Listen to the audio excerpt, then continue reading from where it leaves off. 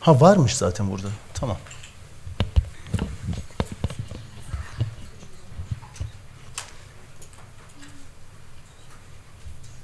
Tamam mıyız? Hello everybody. Welcome to our Insight debate. It's a tradition for us whenever we publish an issue of Insight Turkey journal. We do organize an Insight debate just following the publication of the issue, and we cover the cover story of the issue. You may get the latest issue of Insight Turkey outside of the hall. It's about the Germany-Turkey relations. We call it as an interdependent relationship. We know that there are many parameters, many factors influencing the bilateral relationship between Germany and Turkey. Nowadays, yeah, we face some certain problems, such as the domestic problems that we experience in Turkey. It's one of the factors that determining, unfortunately, negatively the bilateral relationship between the two countries.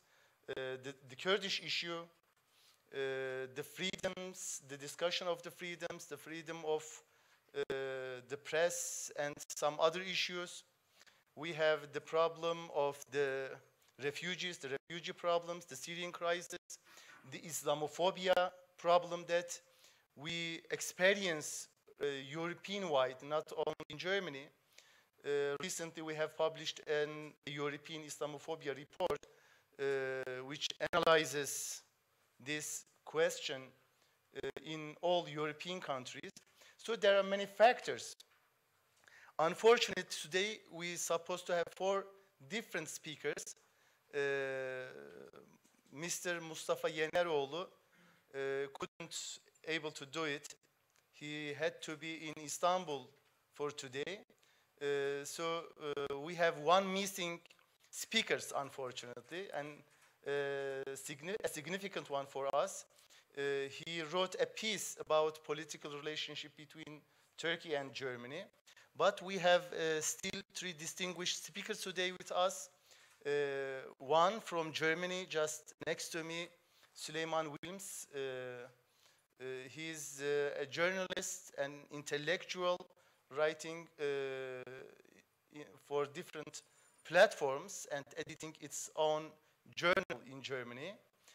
Then we have Enes Bayraklı. He works for SETA in Istanbul. He is one of the editors of our European Islamophobia report. He did his graduate studies in Austria, so he is well aware of the relationship between the two countries. And we have Thomas Krum, not coming from Germany, he is coming from Istanbul.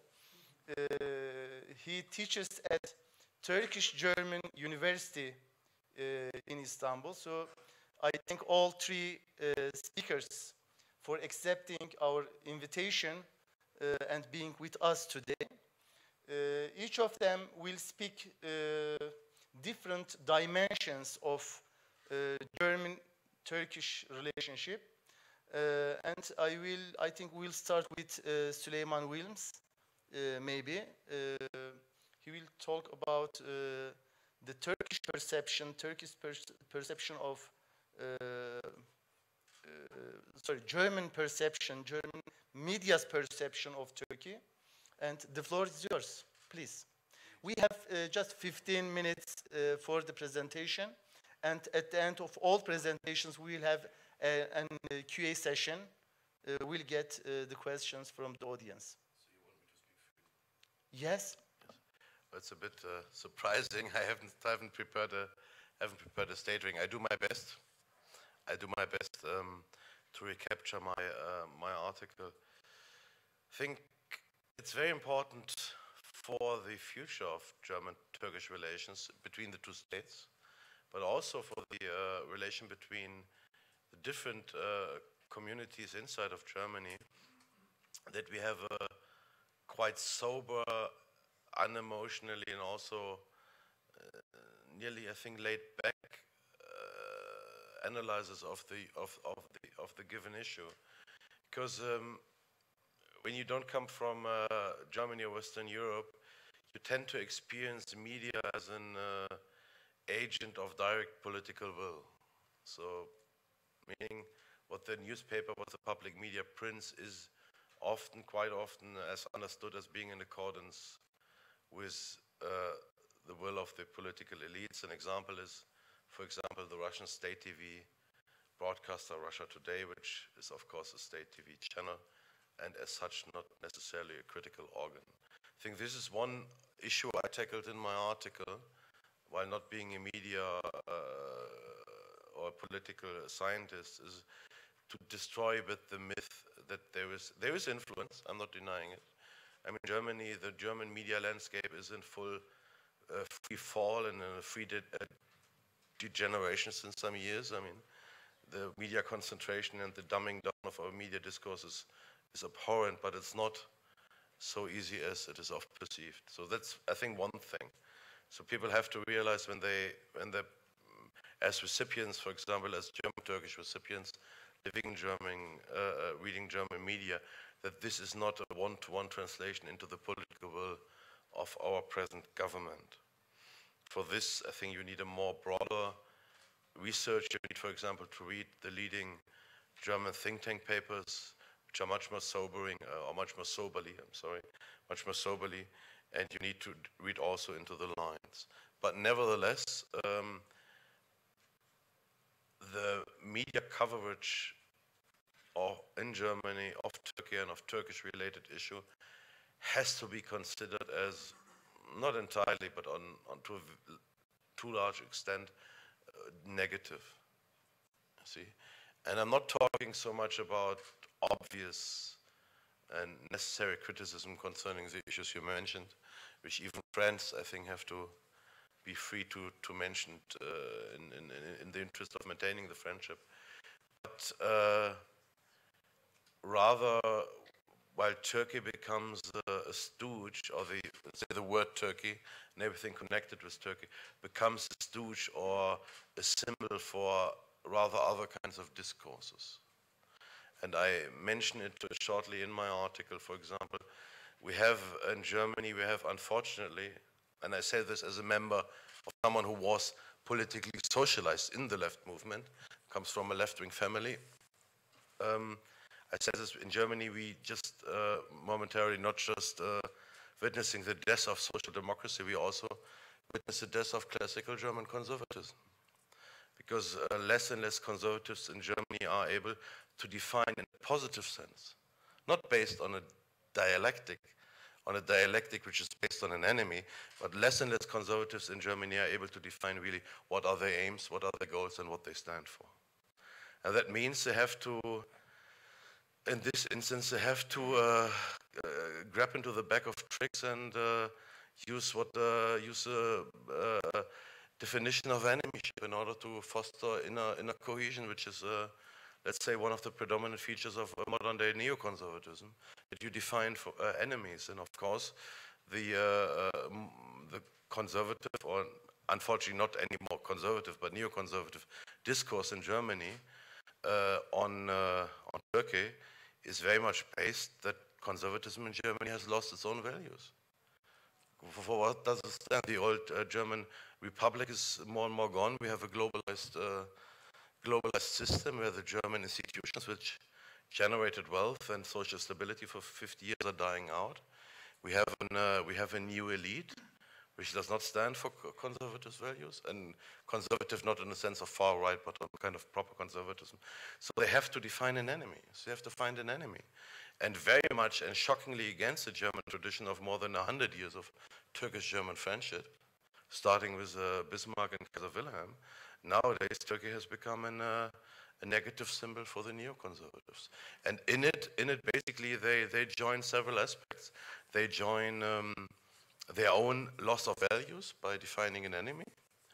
They find, obviously, because the Turkish Muslims are the representatives of Islam in Germany, so they become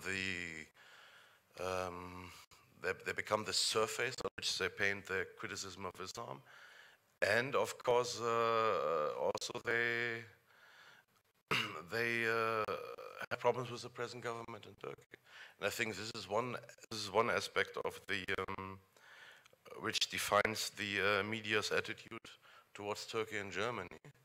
Then, of course, we have the same phenomenon. Just on the other hand, we have an slightly anti-Turkish slant by the left press, by the left media. I mean, for example, a very ironic thing is we have this very hardcore, hard-lining neoconservative publication called Die Welt, but it has hired as a correspondent in Turkey a left radical called Deniz Yücel, which is a very strange marriage, I think. Because the Welt, as being part of Springer's media empire, has always been one of those campaign and ideologically driven companies in Germany. Why are they suddenly hiring a former left radical for reporting from Germany? And before Yücel, it was a born Greek. So you already know when they send people. They even tried to send Madeleine Vatian to Turkey as a correspondent. So you know she's in a Turkish background, but of Armenian religion in Germany, is a very hateful person. So you see already seeing this correspondence being sent to Germany, Turkey is already giving a signal. So you have in Germany, you have two political movements who are currently not in power, which is the left and the classical conservatives or the new neoconservatives. For them, criticism of Turkey is a vehicle to criticize other things, especially Chancellor Merkel, who I think is finally came to term with the necessity to have good relations with Ankara, which unfortunately it took us some years to learn. So that's a large part of my article. I think one of my arguments. Another argument is, and that goes to the Turkish audience, but also the Turkish-based audience in Germany, is you have to get away from your own self-centeredness. Being self-centered, you see, being egocentric in the sense that you perceive everything only related to you. In Germany, unfortunately, we experienced in 15 years such radical dumbing down of the quality of media coverage and of reporting on every issue, not necessarily just on Turkey.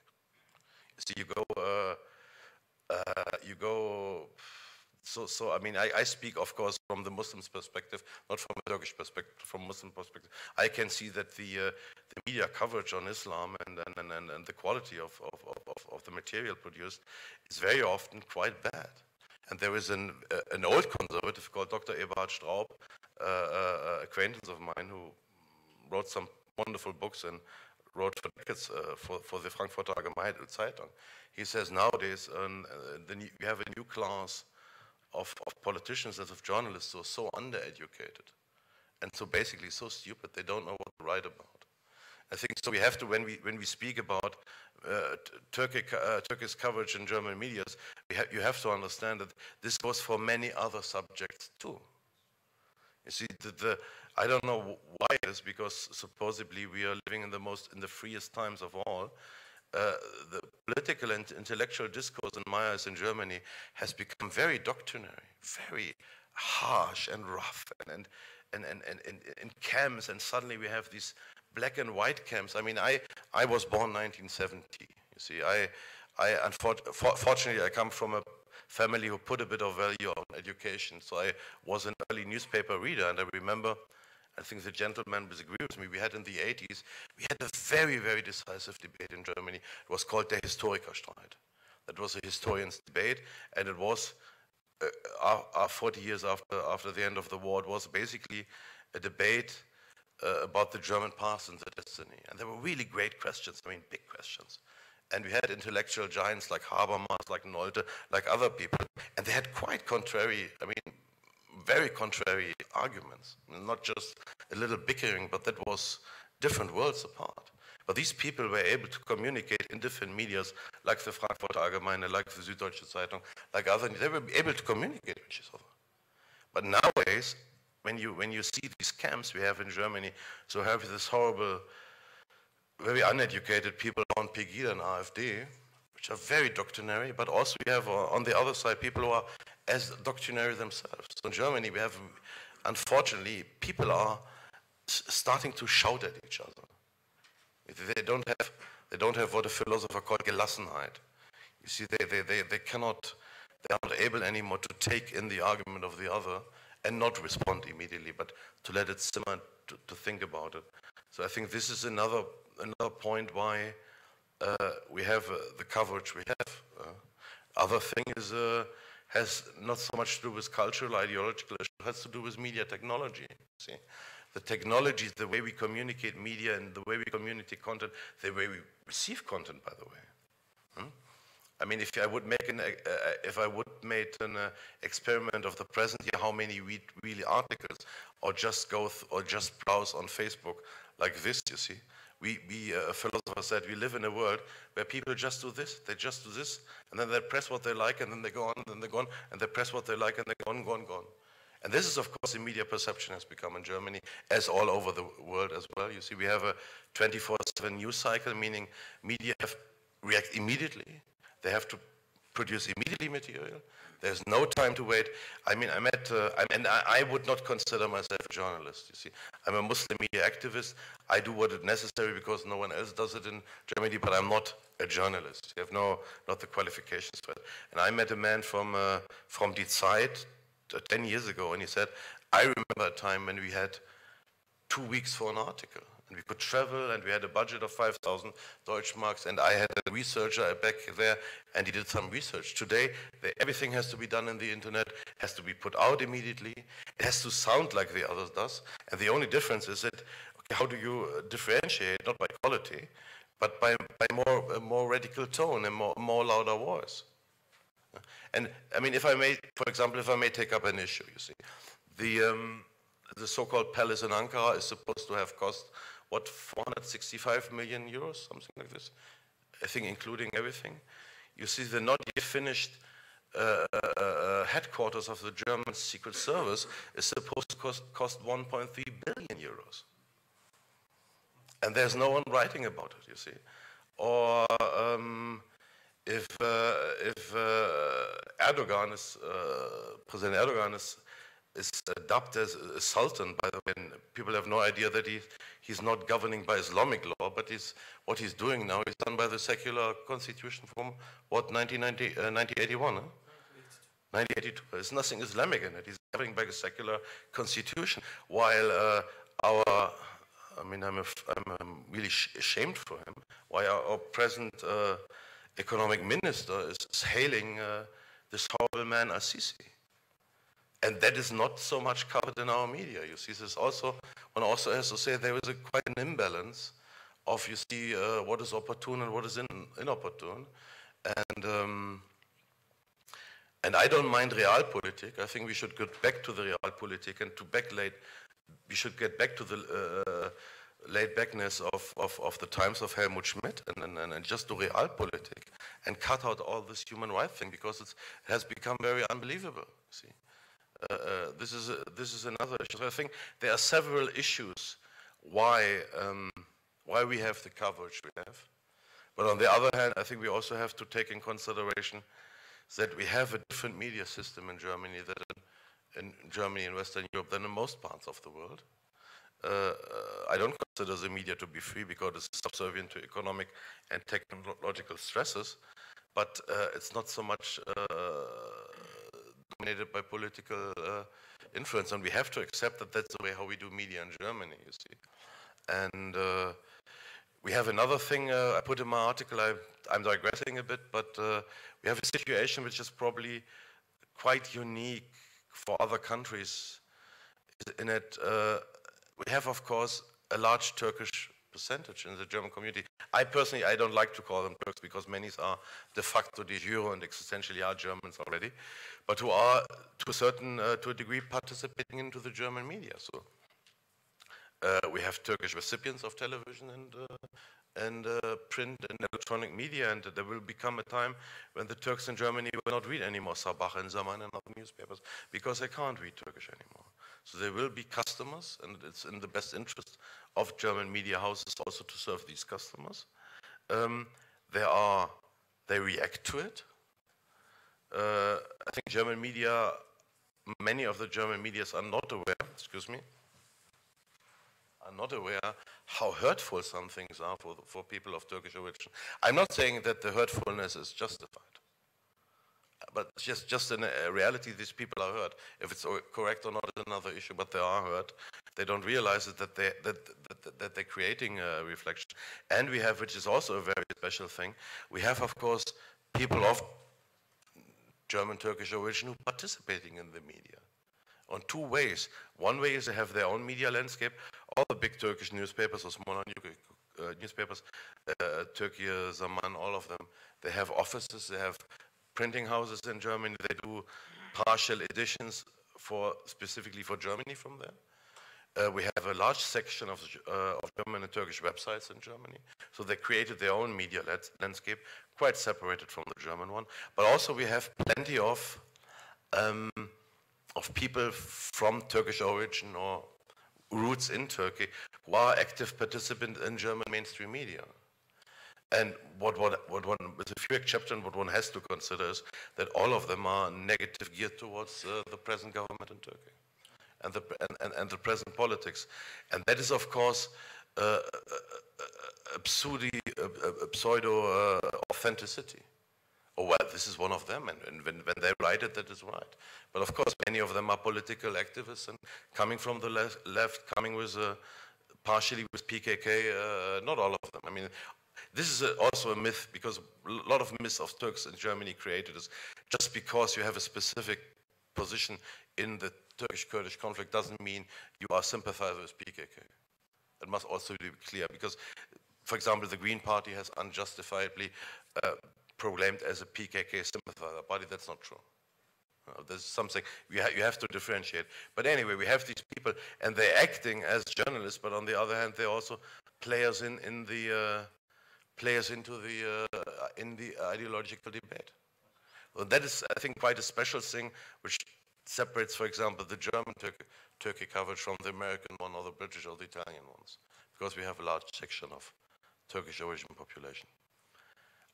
And well, I think what I also put in, I remind people on our history, on our common history, and I think both countries, we need each other. You see, we are nearly the biggest importers and exporters of each goods. We trade with each other. We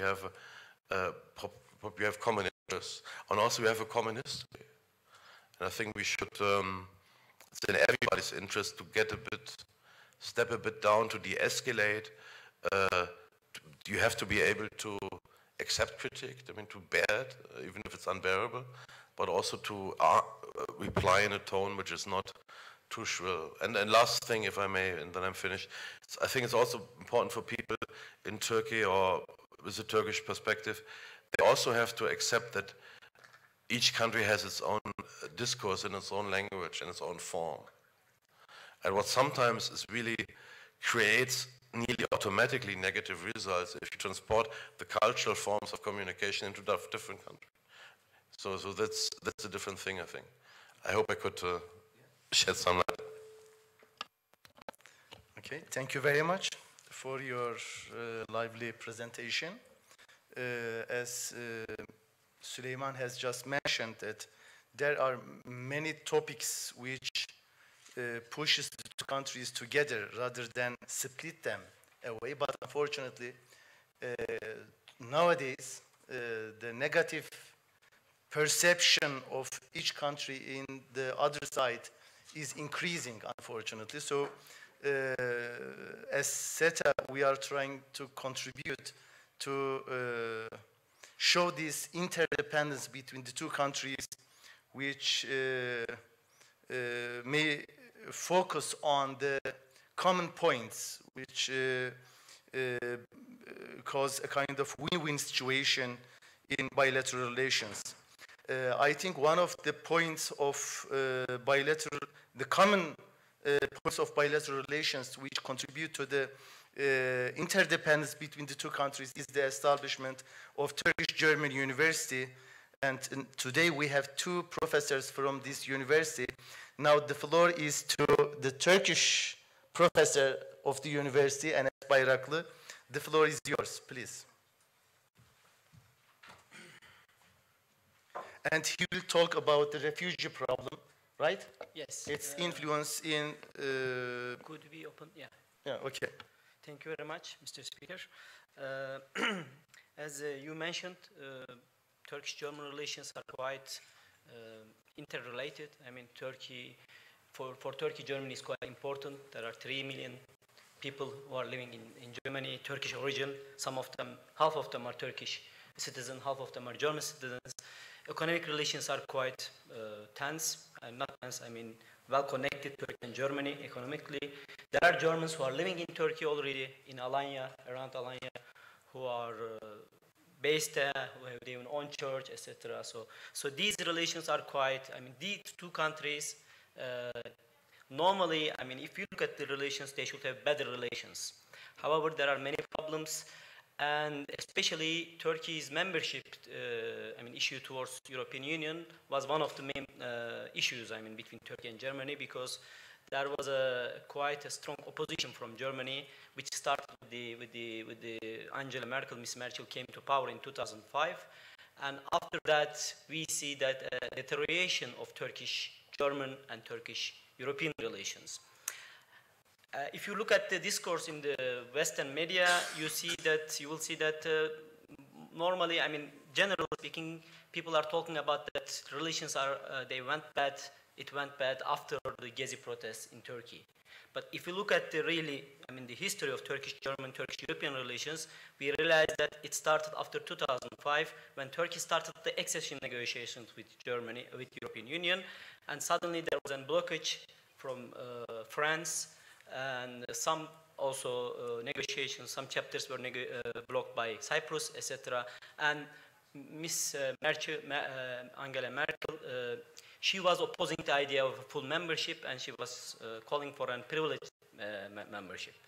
So that was really the start of the problems with Turkey and Germany, and for a quite long time, the Turkish-European relations didn't really there was no progress, actually.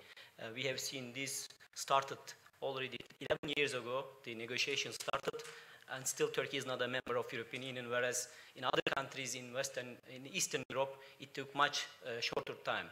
So when we came to the refugee issue, I think the main thing that this refugee crisis, or its so-called refugee crisis, is because it's actually not a crisis, I will talk about it, but it's rather a political crisis that is happening in Europe now, that it showed that by alienating Turkey, European Union or Germany will suffer a lot from this deterioration of relations, because Turkey, geostrategically speaking, is quite important for the defense of Europe. If you look at the history of Turkish-European relations, Turkey was the part of NATO and contributed to European defense. Turkey was part of the European, lots of European institutions, etc. So that's why when the crisis started, that Europe realized, especially Germany realized, that Turkey is quite important.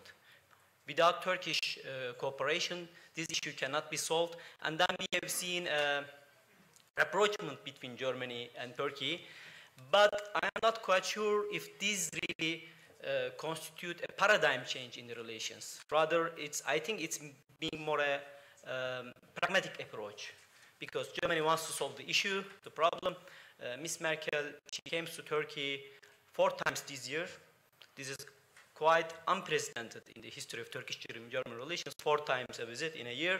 So, but that shows also the severity of the problem in Germany, how it is perceived. Then we need to ask the question, why it is the problem of Germany? I mean, why? Why the other countries are not really concerned about this? Why not United Kingdom? Why not France? This shows us also the leading role of Germany in the European Union, because Germany became the leading power in the European Union. It's now called reluctant hegemon in the European Union, and somehow it's Germany's problem. So Germany has to solve this problem. All the refugees are going to Germany because economically speaking, Germany is doing quite well, and lots of refugees, they want to go to Germany. And of course, we need to look at the refugee problem a little bit. I have a presentation here, and we will look at the basic things about the refugee issue. I don't want to go into detail, but you know it's a big crisis now happening in the world. And today there are 60 million refugees in the world. And this is the biggest number we have seen after the end of the Second World War. And 20 million of them, 20 million of people became refugees in the last, we can say, 5 or 6 years, until after 2011, when the Arab Spring started. So this is a huge humanitarian crisis, and somehow Europe needs to also play a role to solve this crisis, because the countries in the region, they cannot really solve this problem all alone. But for a long time, Turkey has called many European countries to contribute to solve this problem, for a contribution, economic contribution. But the European countries, especially Northern European countries, they were not really interested. And all the burden were put on Greece, Italy, where all the refugees came. And these countries were struggling with the refugees. They were coming from Libya and other countries. And suddenly, in 2015, we have seen a surge in the numbers of refugees that are going to Europe. And there were many cases, many reasons why this happened, why after all these years refugees start to move to Europe. One of them is because people lost hope. It's quite simple. And after 4 years civil war in Syria, it became so obvious that there will be no quick solution in Syria. Of course, Turkey is hosting around now 3 million refugees. Turkey, by the way, became in Turkey, if you look at the world, the biggest numbers of refugees are now living in Turkey, 3 million. And these people realize that they need to move on. Of course, Turkey has also an absorption capacity. There's this discussion there is also in Germany, that there is an absorption capacity in Germany. Of course, Turkey has an absorption capacity, and these 3 million people, although they are living in Turkey, and they don't face a big threat in Turkey, but economically speaking, it's not sustainable for them. So they need to move on. And after, also, there was another factor, and which was the Russian involvement in Syria. And the Russians are notorious when they are bombing a country. They don't care about the civilians. We have seen this in Chechnya, etc. And this has also contributed a lot to the refugee problem. And also the rise of ISIL and its atrocities in Syria. So we have seen that the people start to move on to Europe. And suddenly, Europe has realized, okay, now it's a problem. Of course, it's not a problem economically. If you look at Europe, it's a 500 million union. Economically speaking, even Germany can absorb around 3 million more, economically speaking.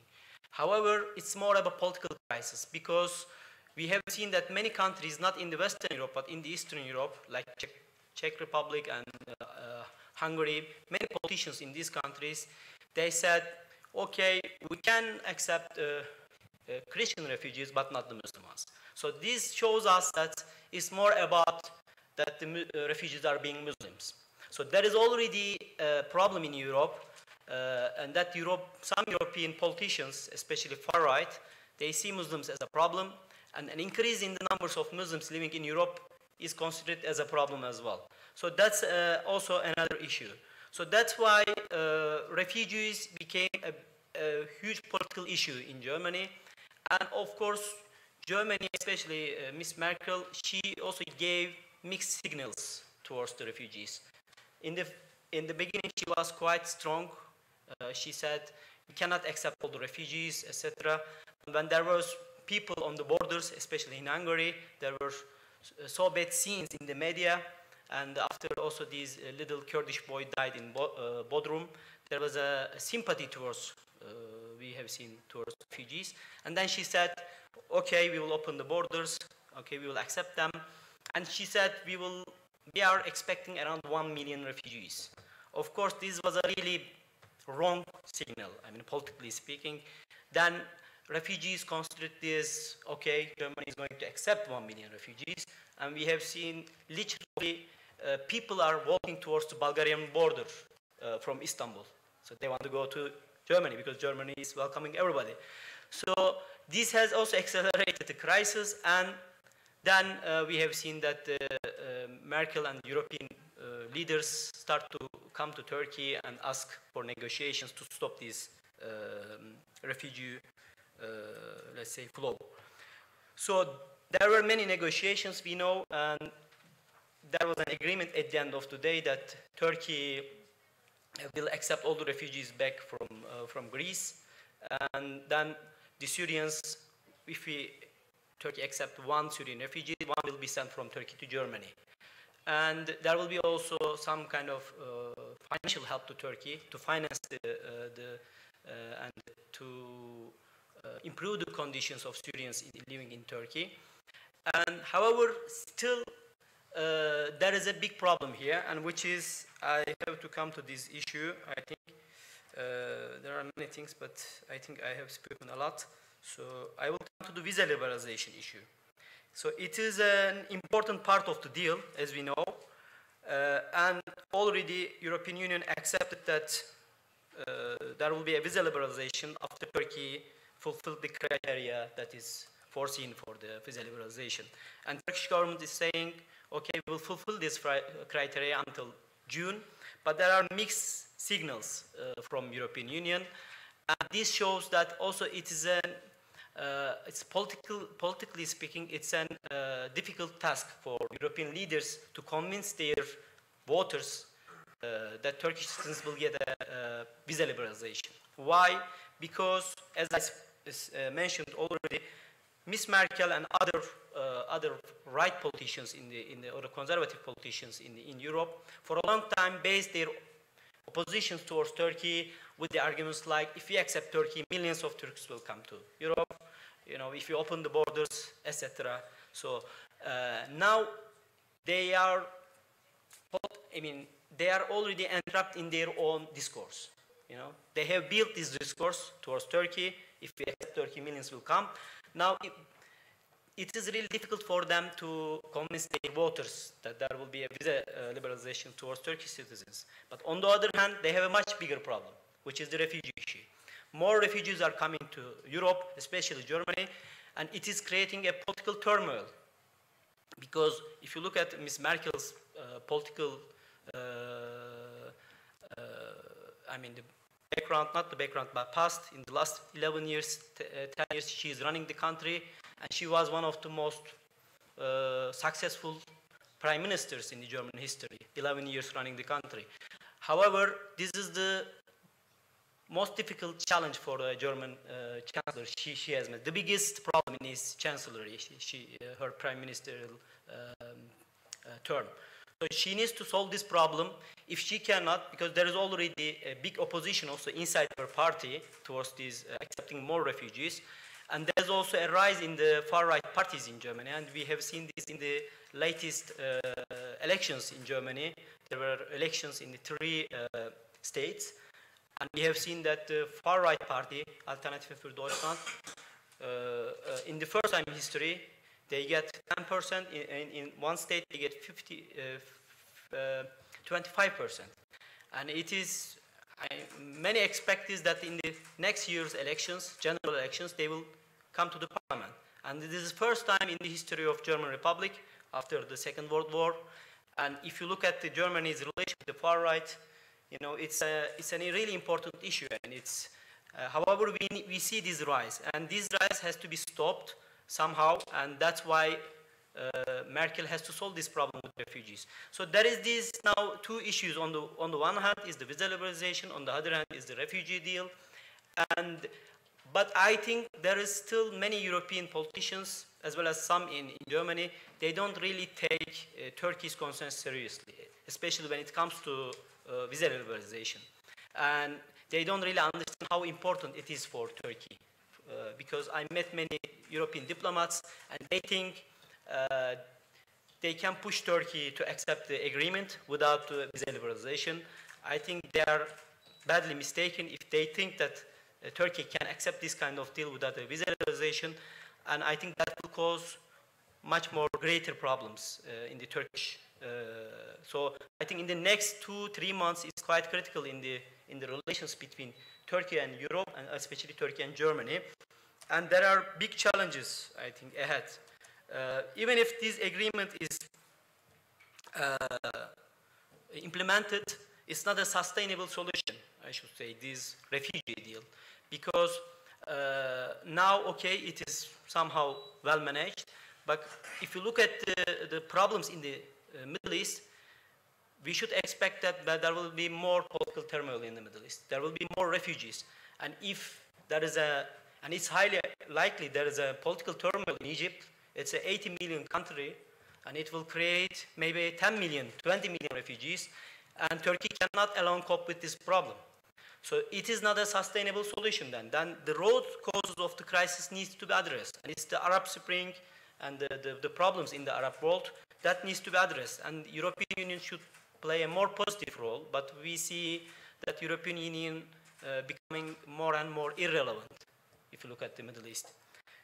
So visa liberalization should be taken seriously, as I said, and I think in the long term, Turkey somehow should be part of a European Union quota system, accepting the refugees. I mean, if there are another 2 million refugees, Turkey and Europe can build a quota system, and these refugees can be distributed, you know, among the member states and Turkey, even if Turkey is not a member state, because that will be sustainable. Otherwise, it is not sustainable. And also other countries like Jordan, Lebanon, they should be also financially supported, because many refugees are living in these countries. And if you look at Lebanon or even Jordan, in these countries per capita, I mean, in Jordan, I think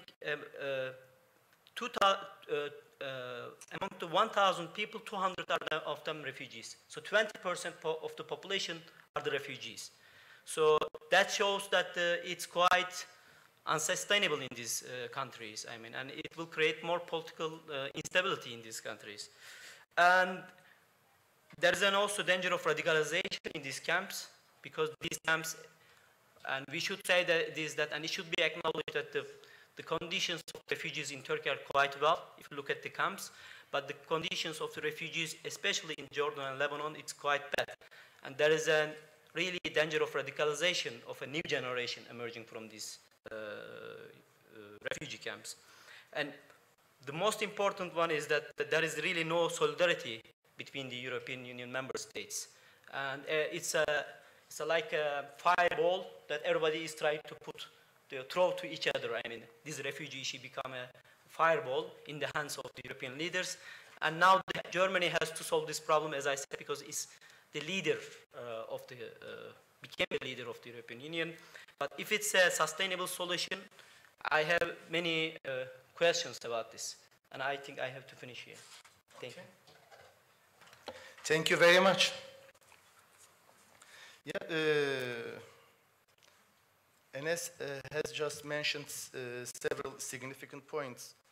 The first point that really I need to mention this earlier. We know that neither Germany nor Turkey is the same country as they used to be. Germany is not the country that was defeated twice by the Allied countries, by the British and the United States. They used to call big four countries in the context of the European Union, but nowadays we have one central or hegemon, central country or hegemon in the European Union, which is Germany, and then France, the United Kingdom, Italy comes later. They come later. So it's impossible to think about a European-wide policy or economic perspective without Germany. And on the other hand, Turkey is not as dependent as it used to be. During the Cold War, both politically and economically, we have a new Turkey which is trying to take initiatives in international relations. So therefore, we need to mention this point.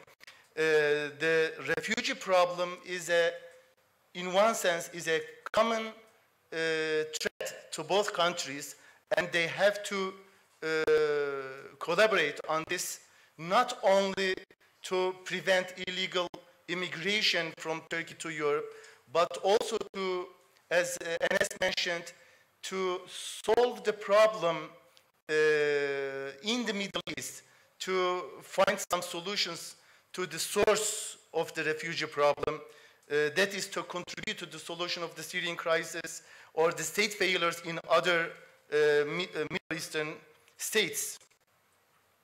Okay, and now we have Thomas Krum.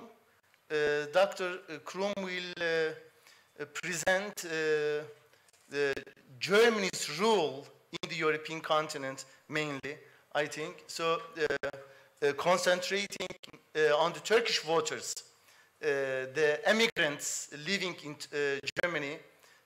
Please, the floor is yours. Ladies and gentlemen, Mr. Speaker, thank you very much for the invitation. I think I'll have to find my position first, and I would prefer to go over to the desk. And okay, here's also a laptop and a microphone. And yeah, the topic is now switching from media over to refugees to migration, more specifically to German parties, respectively party systems and migration. How does migration impact on parties, impact on party systems? More easily, more simply spoken, party preferences of Turkish migrants across Germany. That was my question. I have prepared a few slides and structured them in a certain way. I would like to give some background information about Germany as an immigration society, a self-understanding which is more recently emerging, which is relatively new.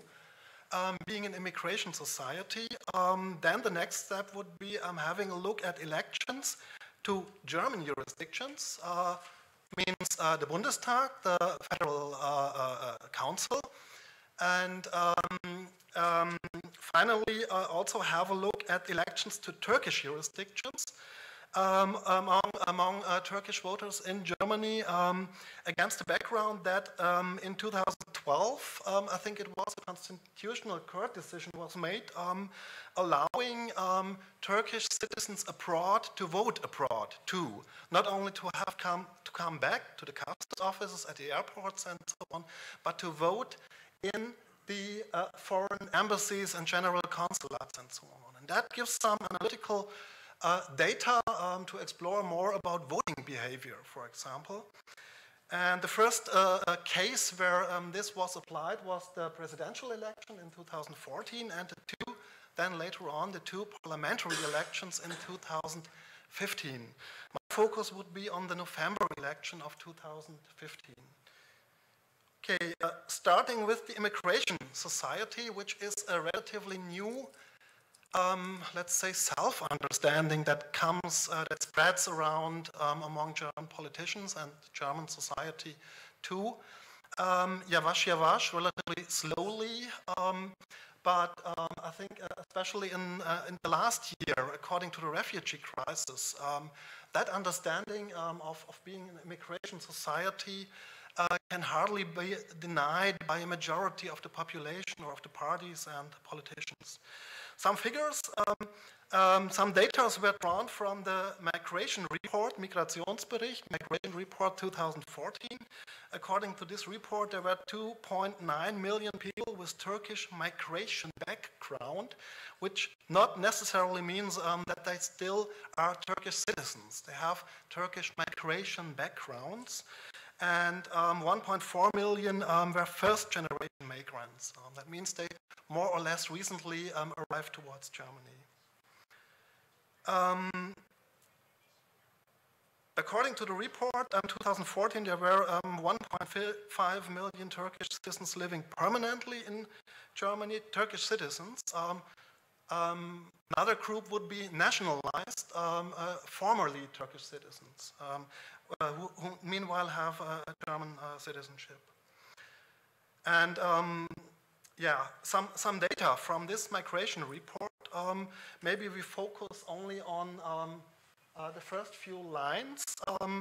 There is a total of over 60 million persons, people living in Germany who have a so-called migration background. out of 80 millions. And quite interesting, the distribution between East and West. West including Berlin. And most of the people with migration background are living in the West. That's quite interesting, and it's understandable because before 1919, the Iron Curtain and so on, the immigration to the eastern parts of Germany was heavily limited.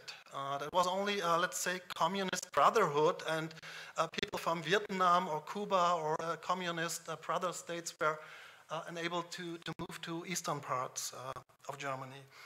From Turkey, the figures are, the overall figures are towards 2.9 million people with Turkish migration background, already mentioned. Another interesting figure, own migration experience, people with own migration experience. Here we have foreigners with Turkish citizenship, about 1 million.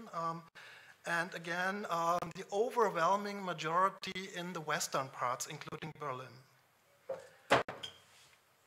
I think I'll skip more details of that and go to a question regarded with policy making. Now we have a huge amount of migrants or people with migration background, and how are they represented at the political level?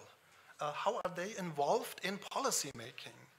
And the first finding is they are underrepresented in parliaments, in the parties. And the next question would be, does that really matter? Does it make a difference? And of course, you could think it makes a difference.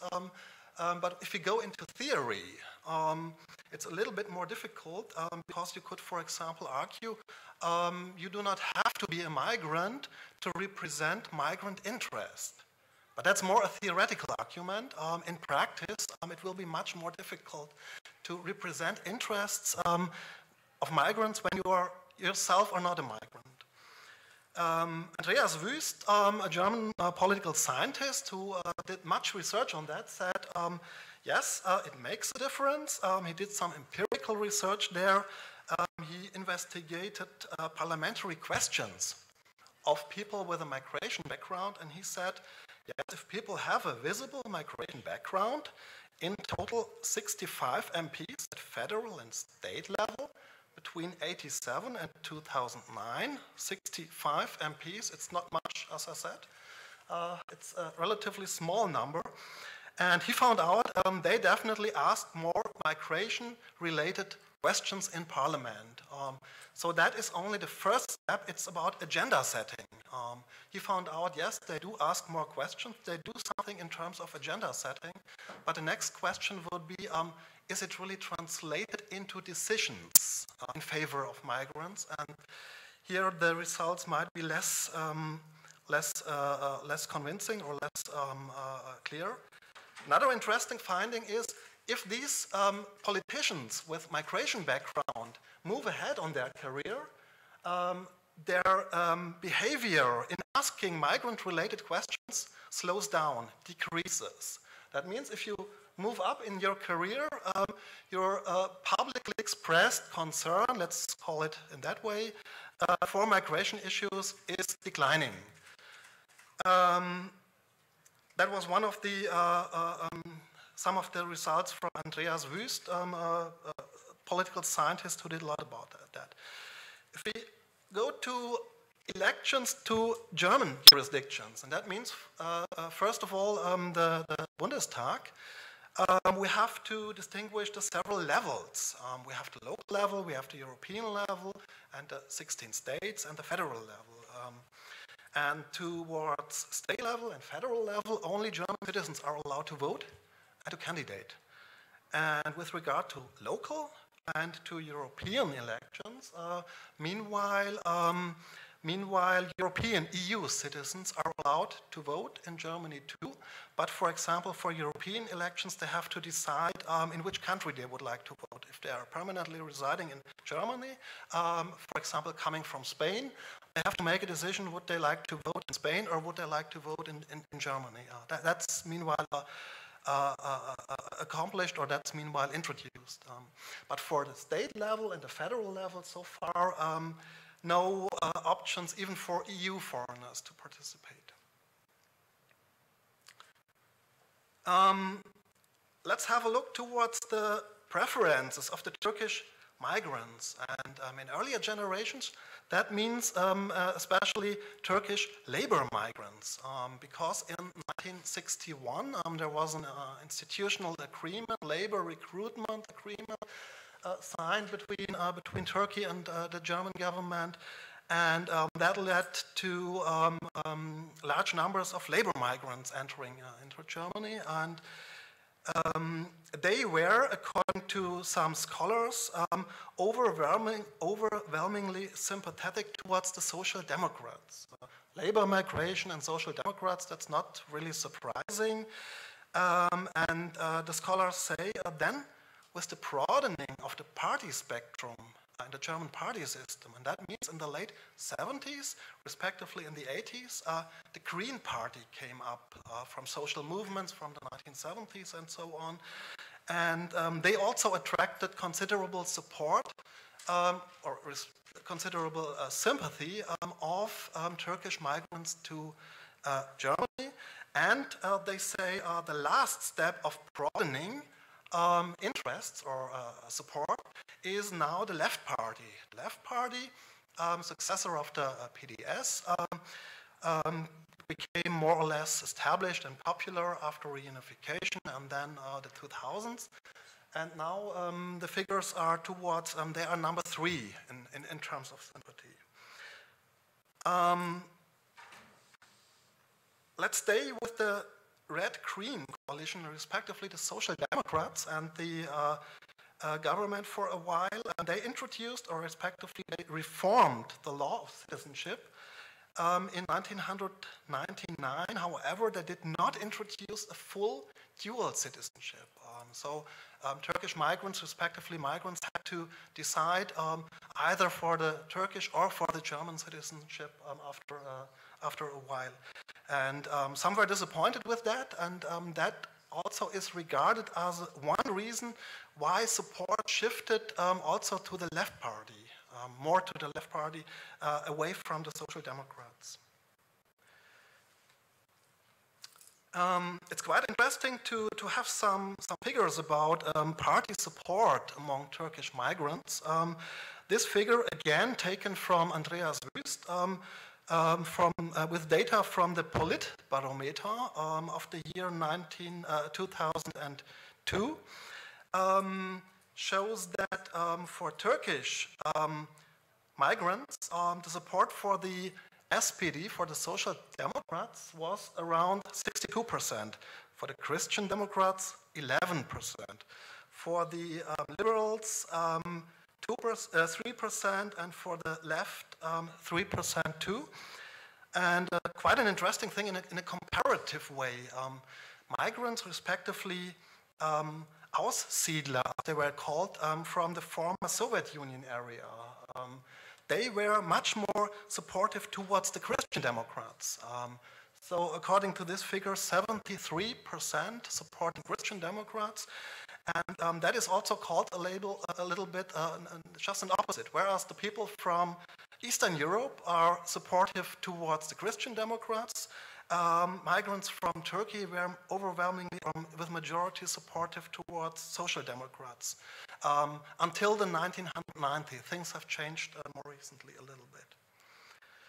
More recently, it's difficult to have empirical data about supporting who has the most support. I found one poll, one opinion poll by a Berlin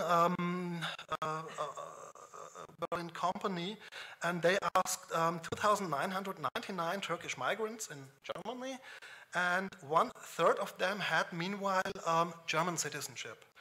And among this sample, they found that roughly 55% were supportive of the Social Democrats, 23% towards the Greens, 10% towards the Christian Democrats, 9% towards the left, and 0.9% towards the Liberal Democrats.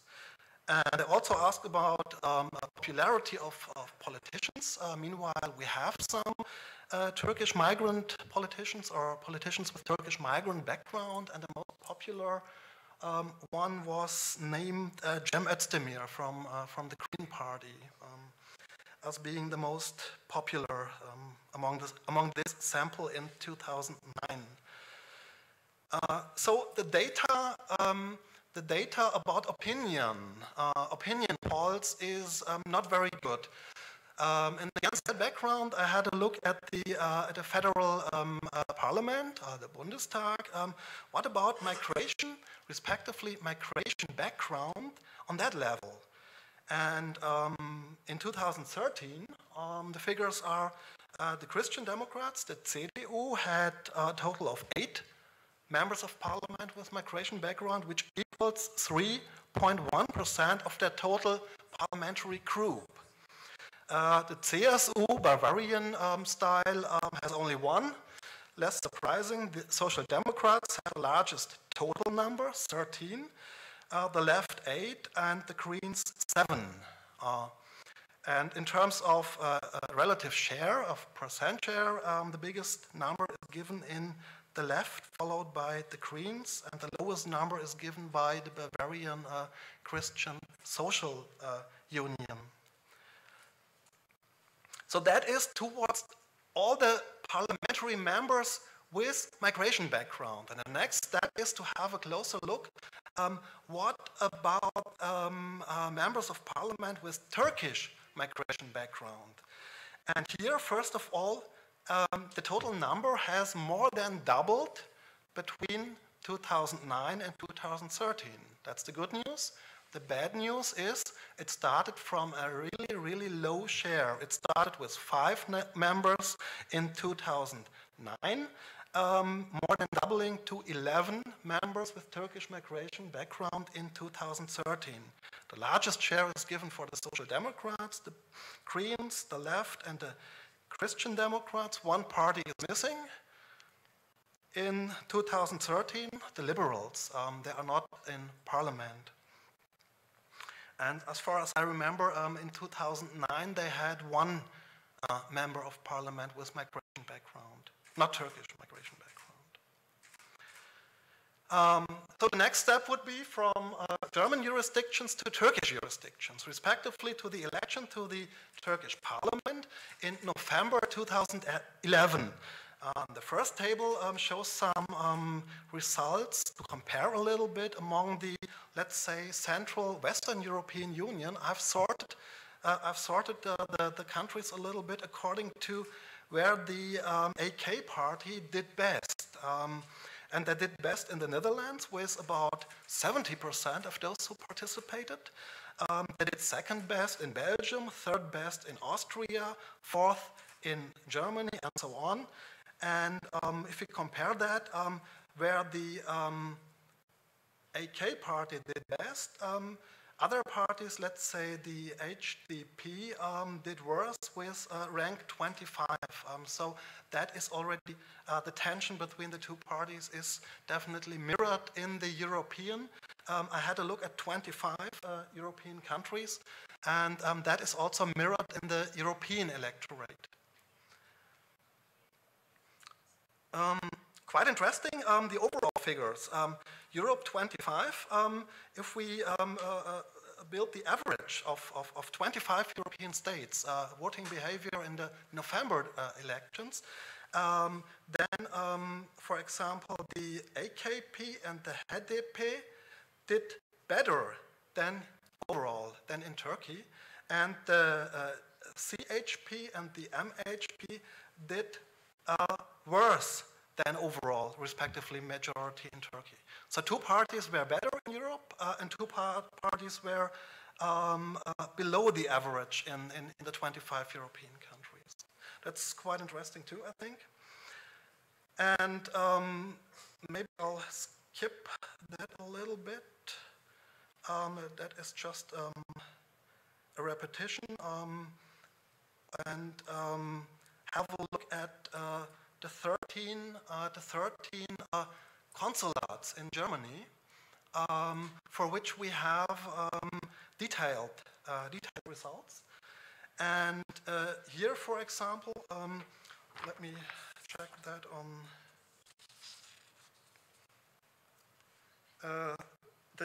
which party did best in which region. If we focus on that question, for example, the AKP did best in Münster, in the west.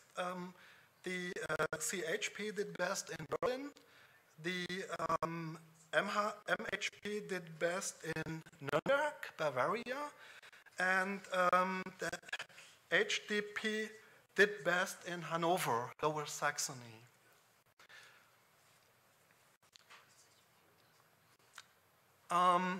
Finally, maybe a little bit a technical thing too.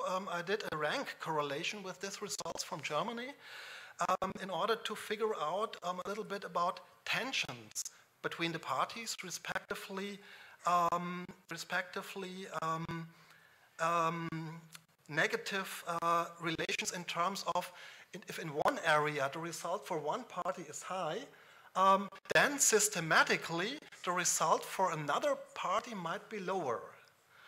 And the results are marked with, respectively, the significant results are marked with a double asterisk, and the results are the most interesting ones that the AKP party has a strong negative correlation with the CHP, minus 7.11 at the highly significant level, and an even stronger negative relationship of 7.746 with the HDP party. And MHP and HDP have not a significant negative correlation. That's quite interesting. But we have a negative sign in front of the coefficient, which points in the right direction. Maybe the number of observations, 13, is too low to calculate that really in detail. And the conclusion from that would be that tensions in the party system, which might be observed here in Turkey, might also be observed among the electorate in or tensions is too strong, let's say a competition between them, might also be observed among the electorate of Turkish migrants across Germany. That was relatively technical. I would like to conclude with a few general remarks. One important point would be migrant voters do matter, and they will become more important. And among migrant voters in Germany, Turkish migrants are, with distinction, the largest group. And that means parties have to open themselves more and more towards Turkish voters. And that has started. Representation at parliamentary level has improved, but it's still relatively at an early stage. It's relatively in a beginning phase. And I think we can expect there more developments. With that, with a better representation of migrants in general, and Turkish migrants are more specific, the agenda, respectively agenda setting, might change too. We have already heard some topics that are discussed here in Turkey and here in the panel, but they are not on the agenda in Germany. And with a better representation of migrants, especially Turkish migrants, the agenda setting definitely will change. I think the next step would be towards decision making. Will it also have an impact on decision making? And yeah, that's more or less an open question so far, I would say. Okay. Çok teşekkürler. Ben teşekkür ediyorum. Thank you very much. As Dr. Kram has mentioned, migrant voters do matter.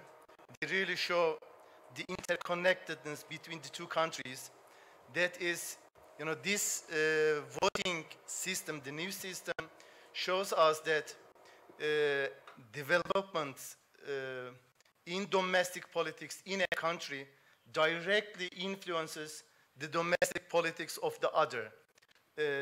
This is also an indication of the interconnectedness between the two countries.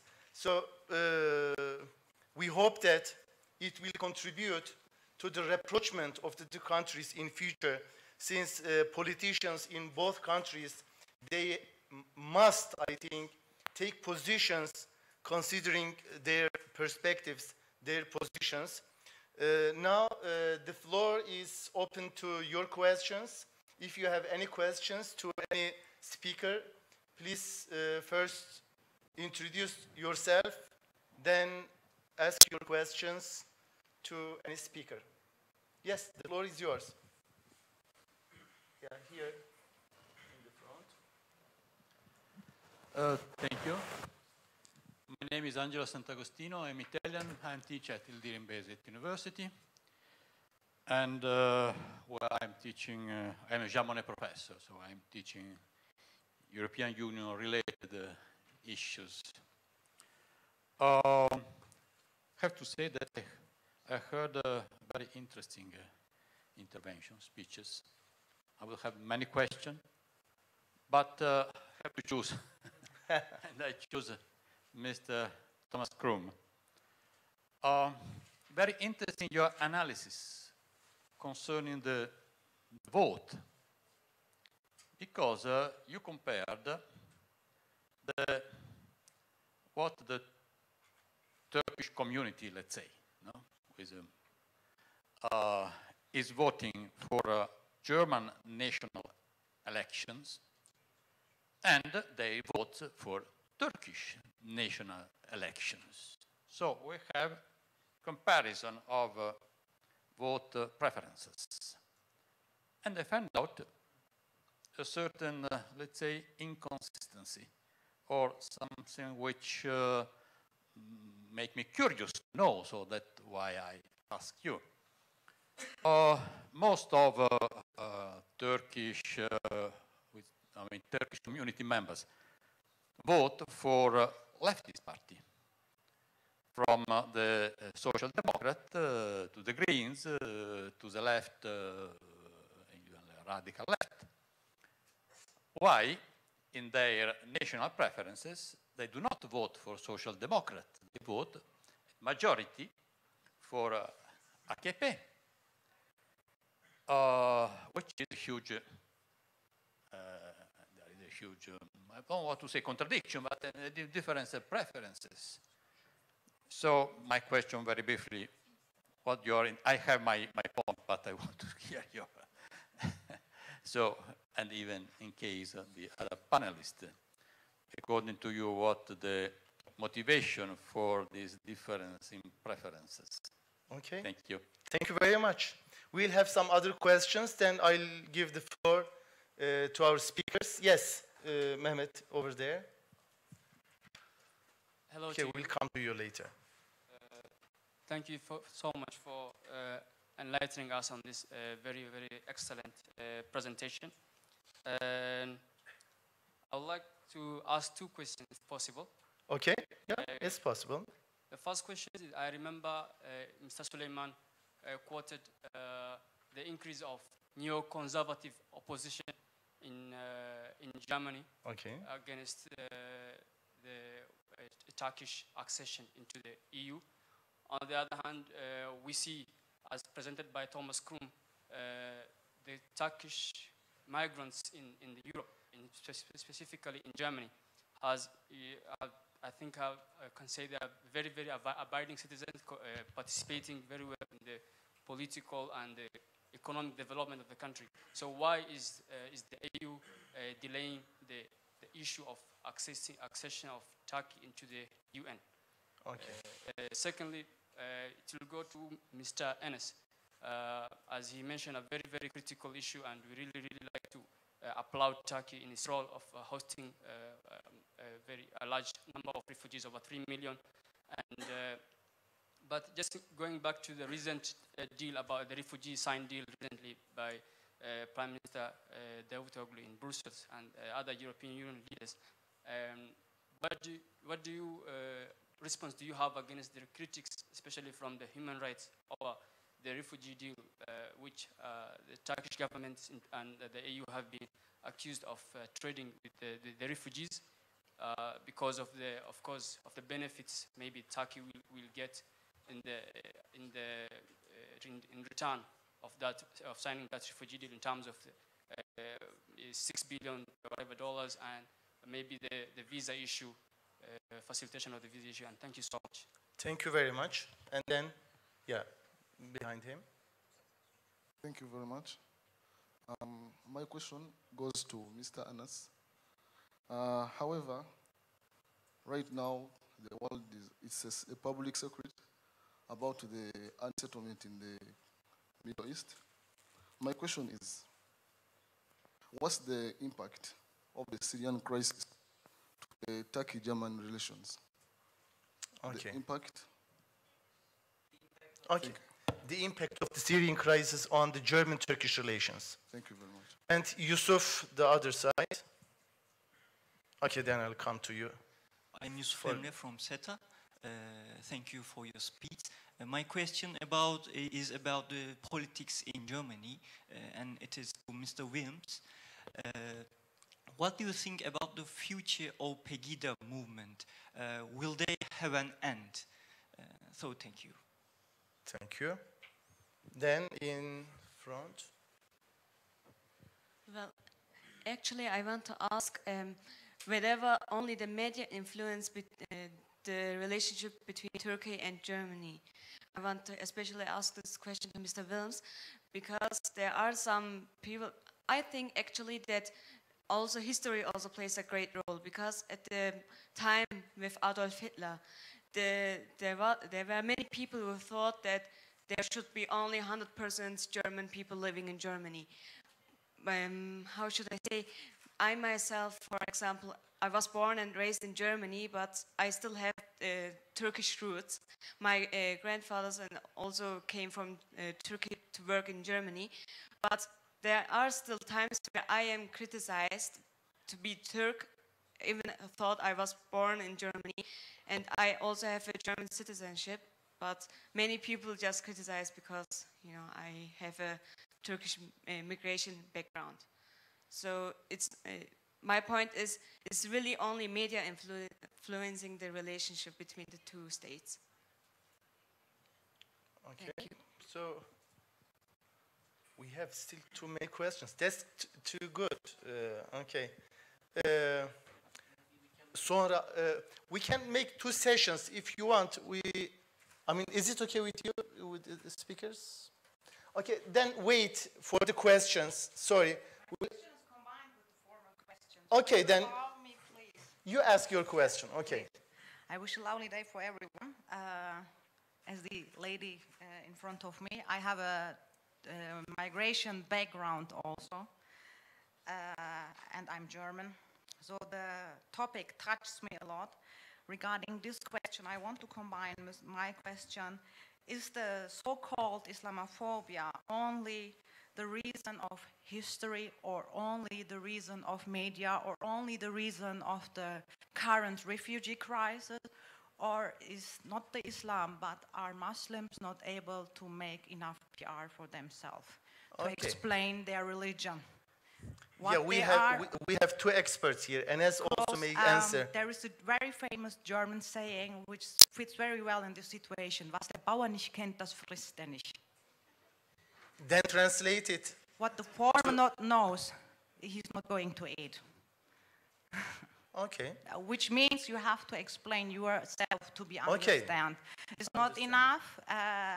Yes. Böhmermann, for example, regarding media, which touches a lot of Turkish people, even there in Germany and also here in Turkey, is very unhappy, a very unhappy movement now in the times of refugee crisis. But our problem is not only information overload for the media in general all over the world. The problem is also to combine different points of politics with each other. For example, the refugee crisis with the visa liberalization. It's a very big issue. Normally, I'm working for an embassy, not for the German one. Such kind of points are, how do you call it, reciprocal. Yeah, when I'm paying €50 visa fees, the other country members has to pay normally under normal circumstances also €50 visa fees. Okay, We have I think your question is understood. 57. We have to decide, we have to divide different problems, not combine apples with pineapples and everything else. Thank you. Thank you very much. Then, please, Süleyman.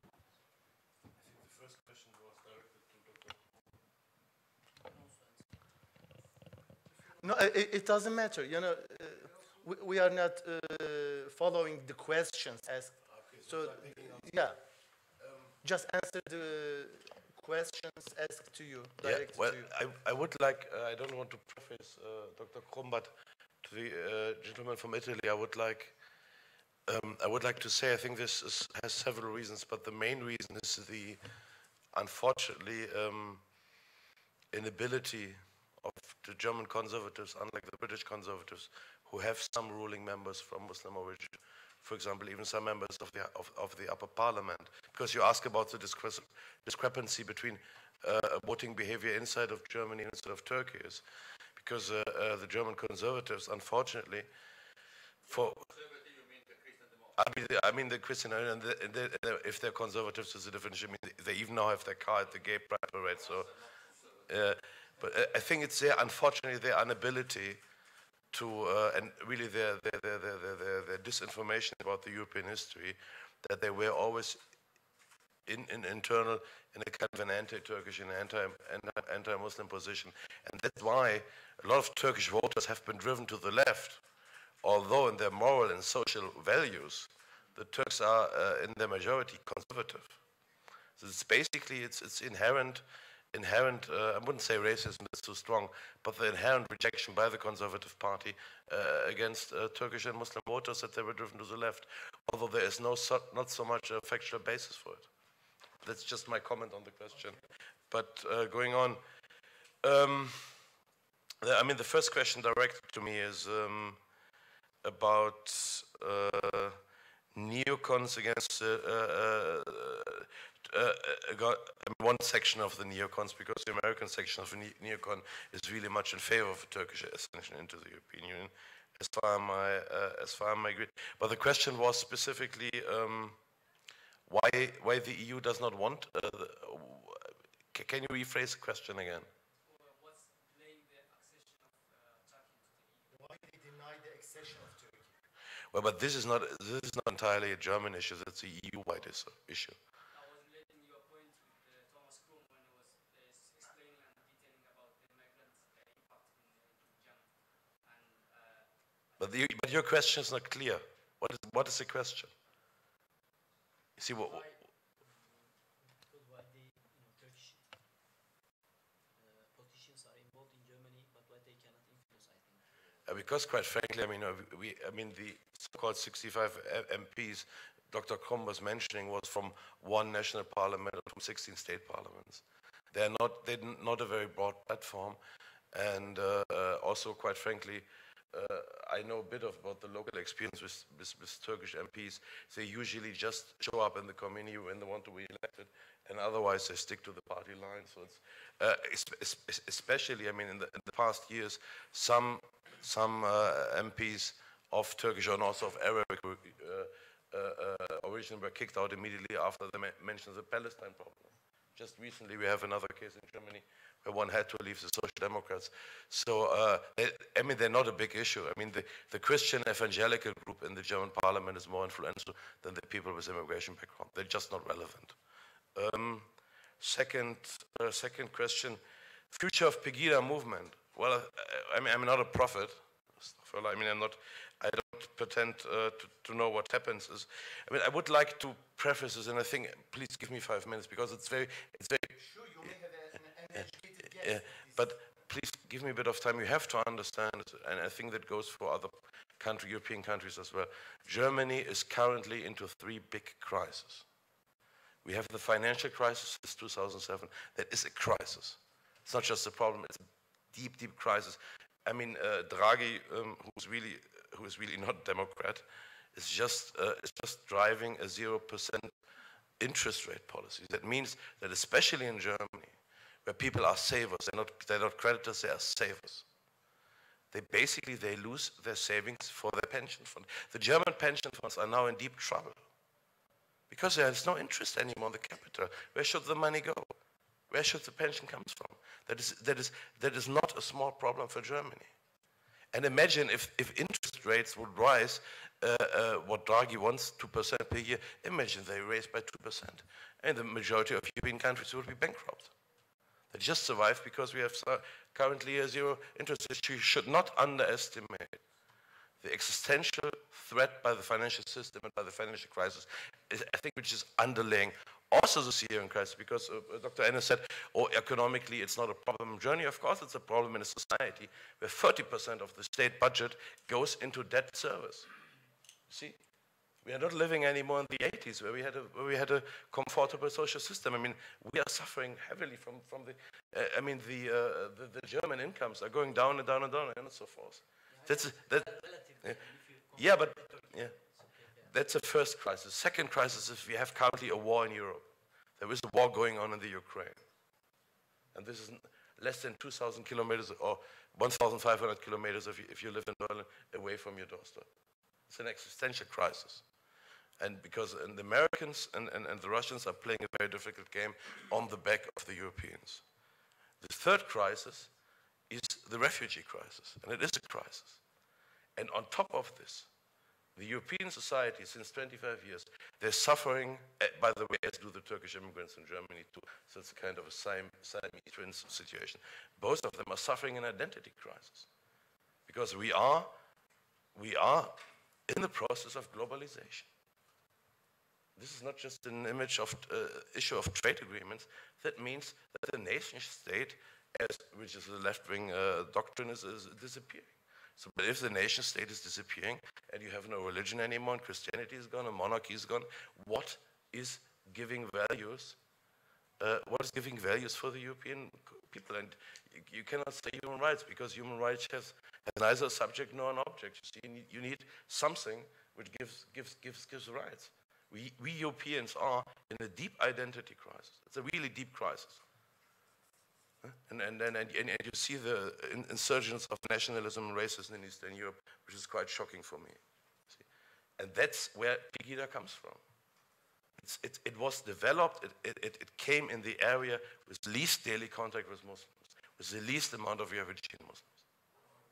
We have an identity crisis in Europe, and we have existentially crisis. I mean, I don't want to live in Greece. I don't want to get old in Greece or Portugal and Spain today. Because you die some years earlier than in other parts of Europe. People are afraid. And when you're afraid, and you don't have a political alternative, because quite frankly, in Germany, currently we have a one-party system. We have a party bloc between the Green Party and the Christian Democrats. And the only people who do critique on the European Central Bank or the European are the right-wing populists. The people have no alternative. Where should they go to? There is no distinct political landscape. When I grew up, there was Helmut Schmidt and Franz Josef Strauss, and there was liberal politicians, and there were different things. Today, everything is the same.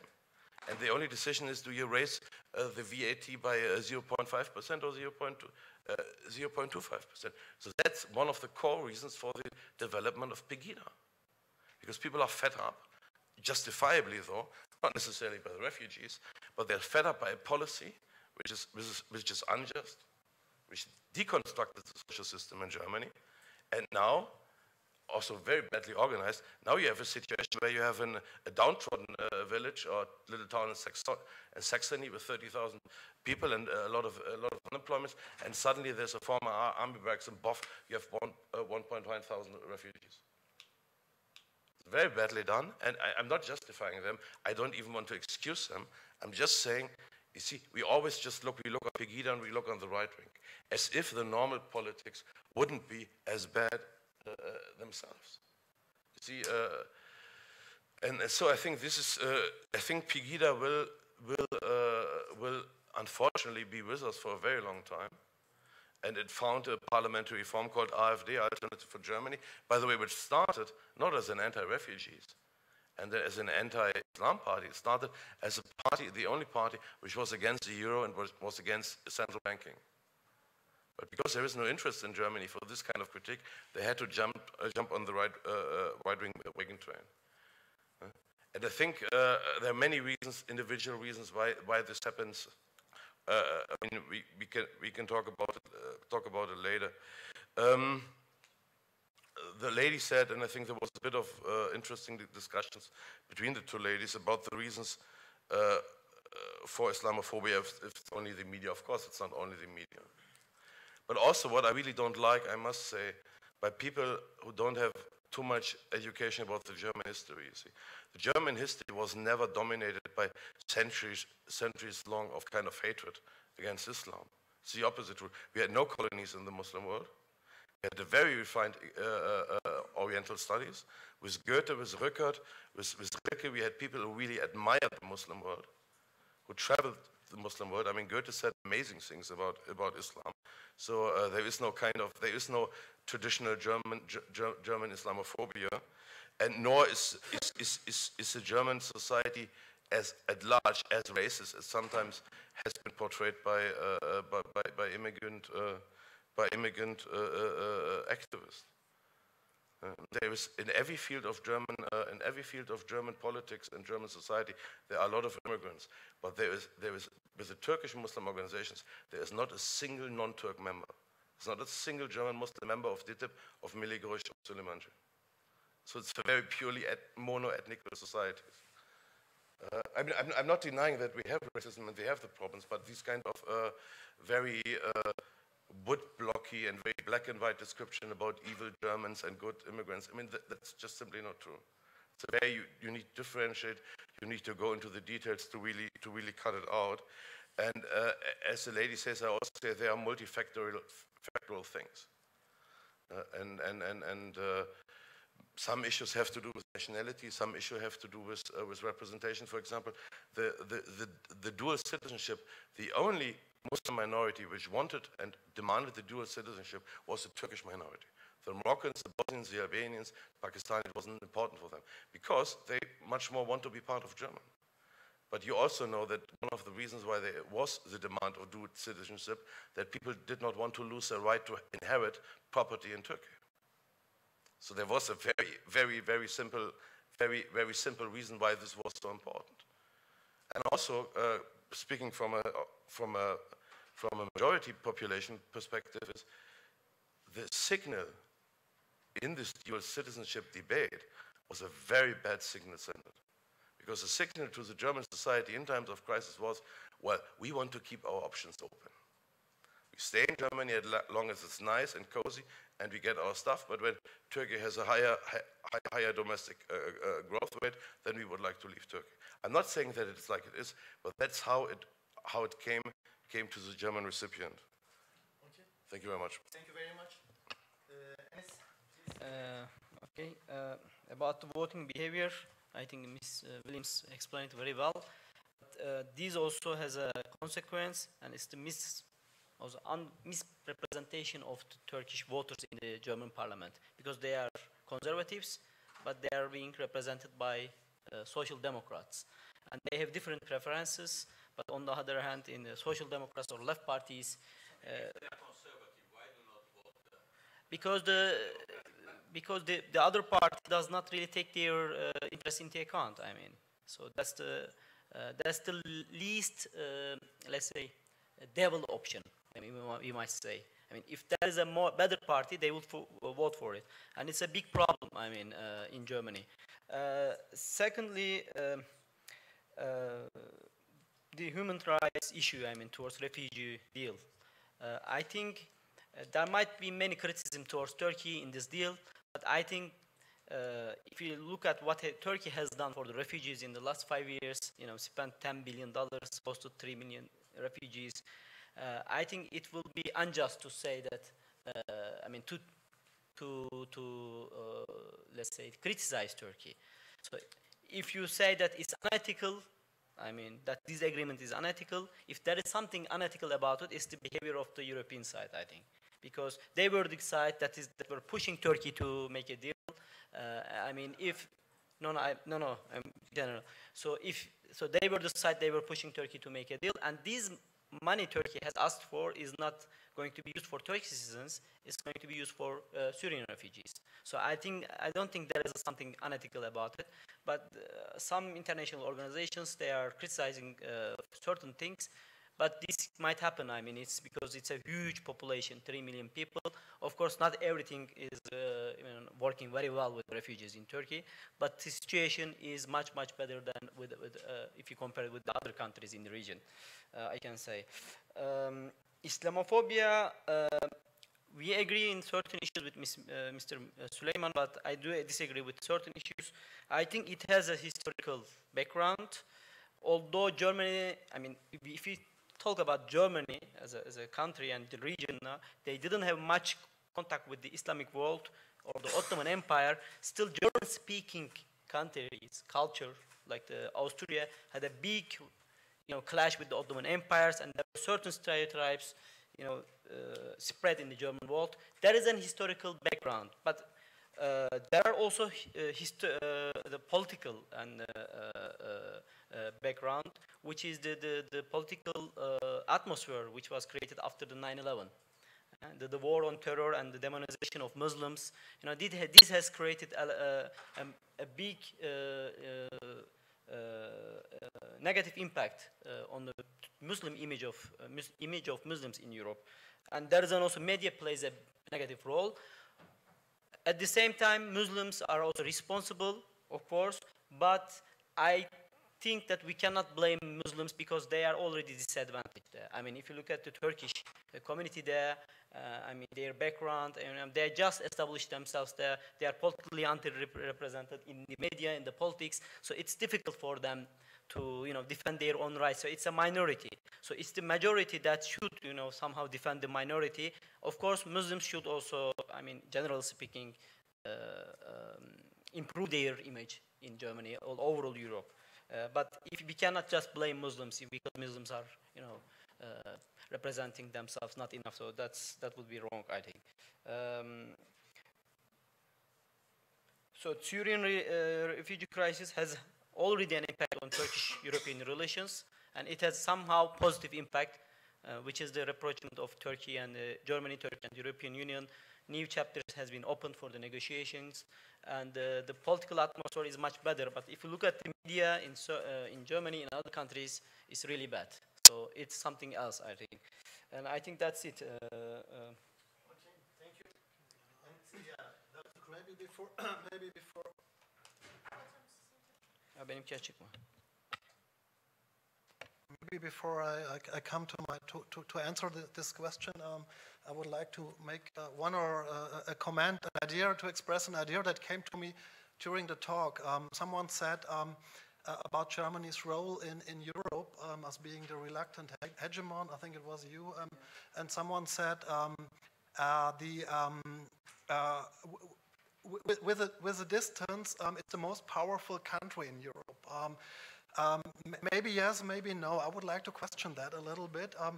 Even if it would be true, even if this would be the case, governments in Germany, and someone mentioned, for example, Helmut Schmidt in earlier times, that took a great emphasis on at least bilaterally the French-German axis or multilateralism in Germany. And if now there is too much emphasis on being the reluctant hegemon or being the kind of a superpower or whatever it is, I'm not sure if that is really helpful in practical terms, but also in analytical terms. Even if that is the case, analytically, the question would be, what are they doing in terms of multilateralism, in terms of taking smaller countries with them and their interest? And I think that's a specific challenge for German policymaking, European policymaking, taking other countries, taking French, taking the Polish, for example. Nowadays very difficult, has become very difficult. Relation with Poland, for example. Relations with Greek have relaxed, thank God, a little bit. But they were very tense, let's say half a year or a year ago. And all these web of relations should not be forgotten if we focus on the reluctant hegemon or the powerful German actor or whatever it is. That was just a general comment on that. Towards the question, on the one side, the Turkish community, respectively the voters or migrants, supportive of, let's say, center-left parties in the German party system, and towards a conservative party in the Turkish party system. And that's quite interesting situation. I have not one explanation for that, only several ideas what could contribute to entering that. One aspect could be if we take into account migration history. Where did the Turkish migrants come from? That it mostly, overwhelmingly, not come from Istanbul, not from the Ankara, not from the big cities, not from the richer parts of Turkey. With the labor agreements in the 1960s. They came from eastern parts of Turkey, they came from the poorer, and they came from the rural areas. And that might contribute maybe to a more, let's say, conservative political orientation. That would explain, or that could contribute to explaining why are they in favor of conservative parties. It does not explain why are they in favor of the Social Democrats. So we need another explanation for the Social Democrats, respectively the central-left parties in the German context. And that could be, for example, Suleiman already mentioned the specific, let's say, profile of the Christian Democrats. You cannot directly compare them with the British Conservatives. The British Conservatives had that process of opening, of multiculturalism, if we call it that way, done much earlier due to the empire breaking down and Commonwealth and so on. And Germany, respectively, the Conservatives are latecomer.